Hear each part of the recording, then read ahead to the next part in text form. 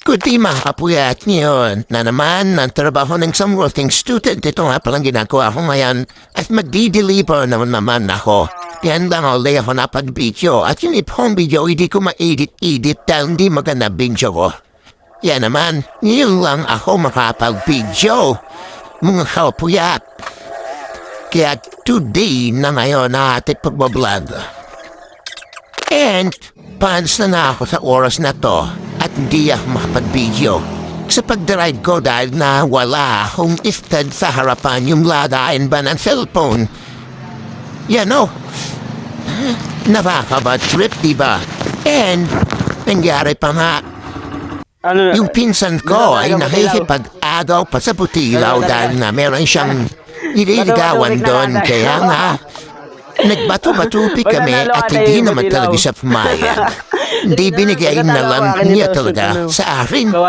Kaya tawan-tawa ako sa oras na to. Ayan, naman pa siya ba na dahil gusto na talaga mag-deliver sa Butilaw at Bathala 1 at 2. Yan siya o nag-iisip ko magbabato-batupik pa rin kami para kami mabata dito. At yun lang. Kumawapan tayo, tiyatawag ako dito. At tinatanong ako ni Kuya kung hikli siya ba talaga ako. At sabi,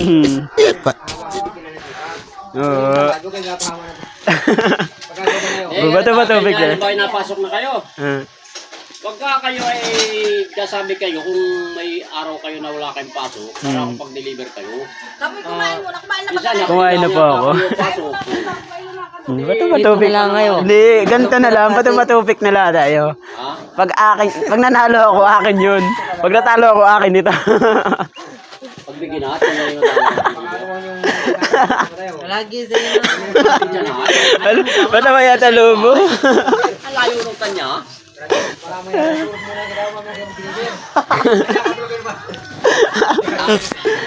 at dito nga ay pumayag siya na sa akin na yung Butilaw at Bathala 1.